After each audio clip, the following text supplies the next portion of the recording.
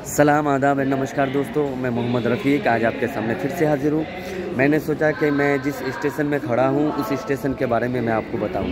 मैं आपको बताना चाहता हूँ, मैं बेंगलोर के एसएमबीटी स्टेशन में अभी मौजूद हूँ और ये स्टेशन बहुत ही अच्छा है और बहुत ही खूबसूरत भी है। और जो कि ट्रेन में हम 8:50 में बैठने वाले हैं, घर के लिए निकलने वाले हैं। तो मैंने ये सोचा कि चलो इस स्टेशन के बारे में थोड़ा आपको जानकारी दे दूँ। तो जैसा कि भीड़ भाड़ नहीं है, ओनली एसी बोगी है आज का जो ट्रेन है, तो जिसकी वजह से लोग भी कम है, इधर भीड़ भाड़ भी कम है और बहुत ही अच्छा लगा। लेकिन बात यह है कि बेंगलोर आते क्यों हैं?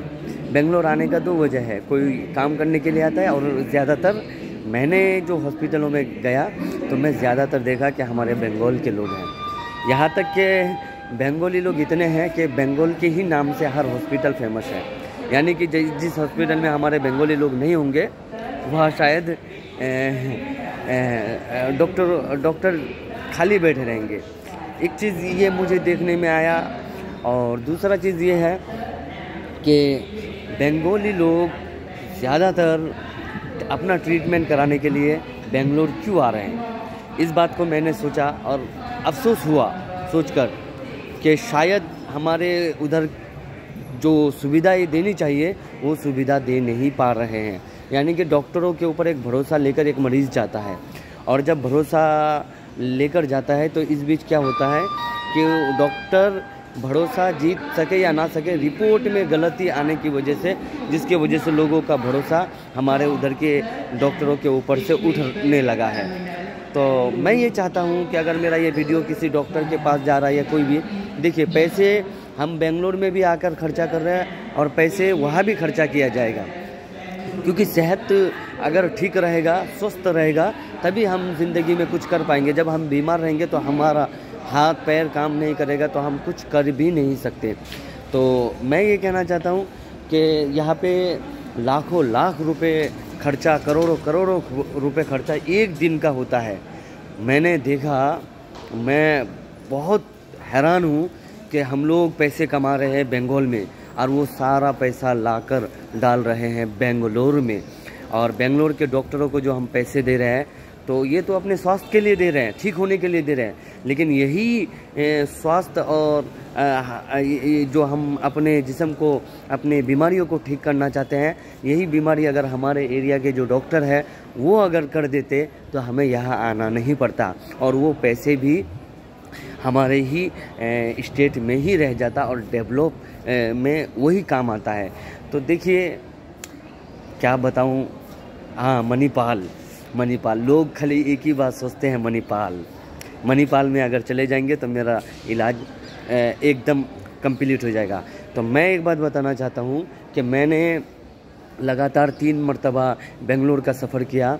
यहाँ पे अलग अलग तरीके का डिपार्टमेंट है और यहाँ के जो डॉक्टर है, थोड़ा एक्सपीरियंस देख लीजिएगा नेट में जब भी किसी डॉक्टर को दिखाएंगे।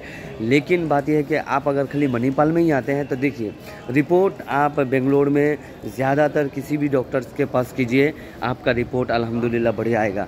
जब आपका रिपोर्ट अच्छा आएगा तो इससे क्या है, आपके अंदर जो डर होता है वो डर ख़त्म। हाँ, रही बात ऑपरेशन की, रही बात और दीगर परेशानियों की जिसमें लाखों का खर्चा होता है, तो उस वक्त आप एक ऐसे हॉस्पिटल को चुन लीजिए जिसमें आपको अच्छा लगे।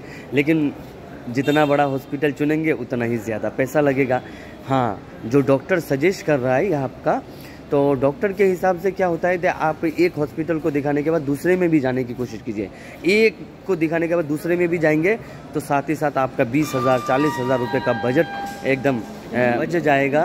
तो ये आपके लिए ही फ़ायदा है। आप खाली ज़्यादातर अभी बंगाल के जो लोग आ रहे हैं, यानी कि मैंने देखा 90 आदमी में 70 आदमी 80 आदमी सिर्फ बंगाली है। बोलता कोई जल्दी है नहीं, जब डॉक्टर के पास फंस जाता है तो फिर अपना बंगाली पूछना शुरू करता है कि कौन है, तो थोड़ा बहुत तो मेरे से भी हुआ, तो मैंने भी 1-2 का हेल्प कर सका। क्योंकि एक दिन गए थे हम, तो हमने ये देखा कि जो भी कोई समस्या में अगर फंस जाता था, दिखा जाना है क्या करना है, तो मैंने थोड़ा सा सजेस्ट कर दिया। लेकिन बात यह है कि मणिपाल में पैसे बहुत ज़्यादा लगता है, ट्रीटमेंट भी अच्छा होता है, लेकिन उसके साथ साथ और भी दीगर जो डॉक्टर्स हैं ये सारे के सारे अच्छे हैं। और आप अपना रिपोर्ट कराइए, बड़ा समस्या होगा, आपको पैसे खर्चा करने का मन है तभी मणिपाल जाइए, लेकिन आप खाली बोलेंगे अगर मणिपाल में ही मेरा इलाज होगा तो ये दिमाग से, जहन से निकाल दीजिएगा। और आप हर एक जगह जाकर डॉक्टर से सजेस्ट कीजिए, 1-2 हॉस्पिटल में दिखाइए, डॉक्टरों को दिखाइए। आपका रिपोर्ट आने के बाद देखिए यहाँ का डॉक्टर इतना कॉन्फिडेंस रहता है कि उसके हाथ से अगर पॉसिबल होगा तो वो आपका इलाज और ट्रीटमेंट करने के लिए तैयार हो जाता है। तो मैं अपनी बात यही ख़त्म करता हूँ, फिर मिलेंगे अगले वीडियो के साथ। जय हिंद, शुक्रिया।